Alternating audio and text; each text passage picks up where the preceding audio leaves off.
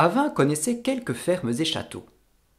Au début du XIXe siècle, le propriétaire terrien le plus important de la province est Jean-Philippe de Diest. Il possède 800 hectares, dont 440 à Avin. Vers 1810, il achète une grande ferme là où vous vous situez à présent.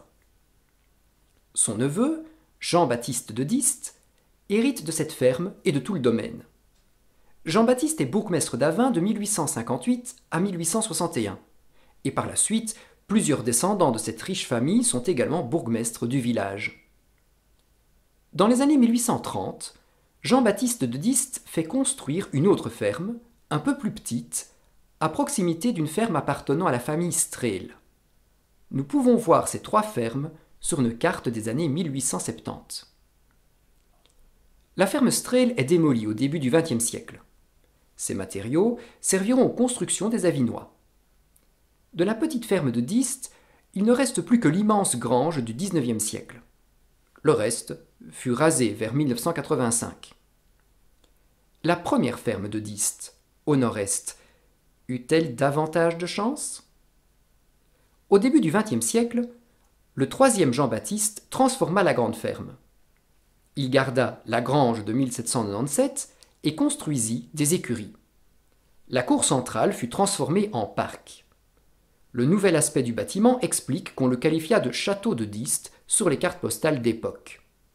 Un long chemin, avec un petit pont pour franchir le ruisseau de la fontaine Strel, aboutissait à un grand portail. Ce portail permettait d'accéder au parc. L'épouse de Jean-Baptiste, Maria Claes, est sans nul doute la figure la plus sympathique de la famille de Diest.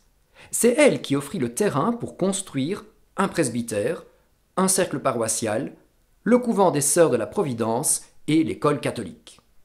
Elle finança aussi la construction de la nouvelle église Saint-Étienne. Peut-être Madame de Diest cherchait-elle à racheter par sa générosité la mauvaise conduite de son mari, apparemment entièrement dévoué aux chevaux, ce dont témoignent les écuries de son château, mais aussi aux femmes et aux péquets. En tout cas, c'est ce que prétend un tract électoral de 1905. Mais peu importe, la conduite du mari n'amoindrit pas la valeur du geste de sa femme. Veuve depuis 1911, Madame de Diest décéda en 1929. Son héritière fut sa nièce, Gabrielle Moncheur de Riodotte. Le domaine passa ensuite au frère de Gabriel et enfin au fils de celui-ci, Jean-Baptiste Moncheur, dernier bourgmestre d'Avin. Négligé, peu confortable, inchauffable et qui plus est très humide, le château fut rasé en 1971. On ne conserva que la grange de 1797 et les anciennes écuries.